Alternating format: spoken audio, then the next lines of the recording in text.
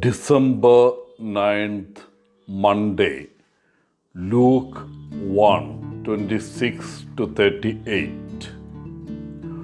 On December 8th, the church celebrates the solemnity of the Immaculate Conception of the Blessed Virgin Mary. Since this year, December 8th was a Sunday, we celebrate this feast today.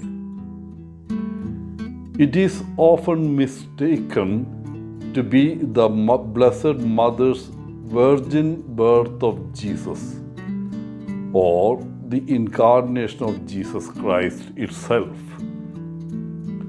But this feast is all about commemorating Mary's having been conceived by Anna, her mother, in a state free from sin, because she will become the mother of Jesus. God exempted her from the original sin that we all inherited from Adam and Eve. This is based partly on the words of the angel Gabriel to Mary in today's Gospel. Hail, full of grace. Today, the Gospel presents us with a scene of the Annunciation. It demonstrates two of Mary's attitudes that help us understand how she may have guarded the unique gift she received, a heart completely free from sin.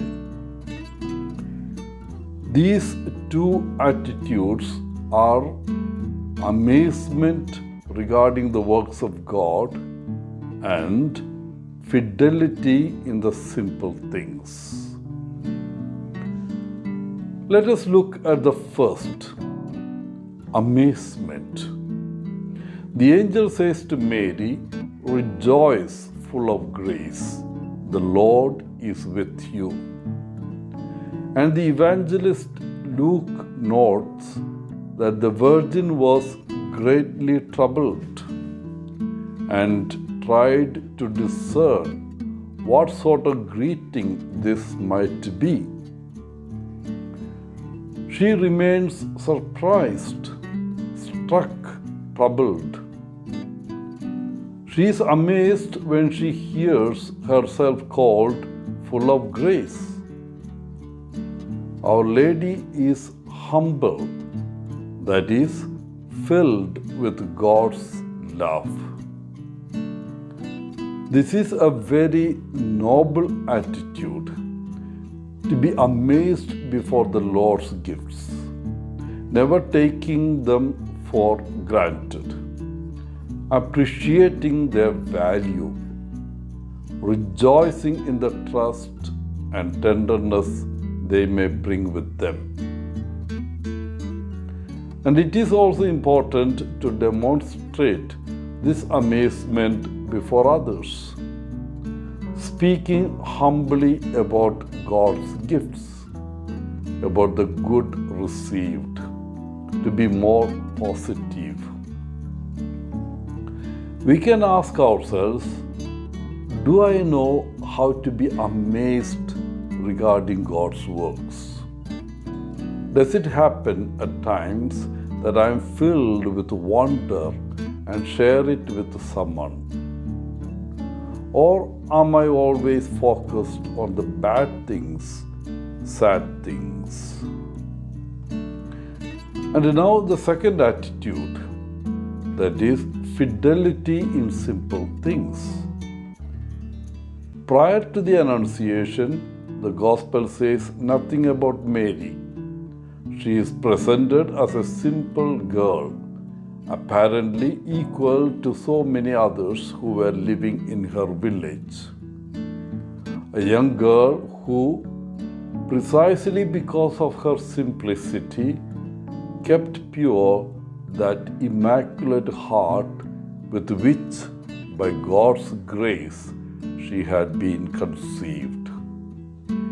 And this too is important, for to welcome God's great gifts, it is necessary to know how to treasure those that are more everyday and less apparent.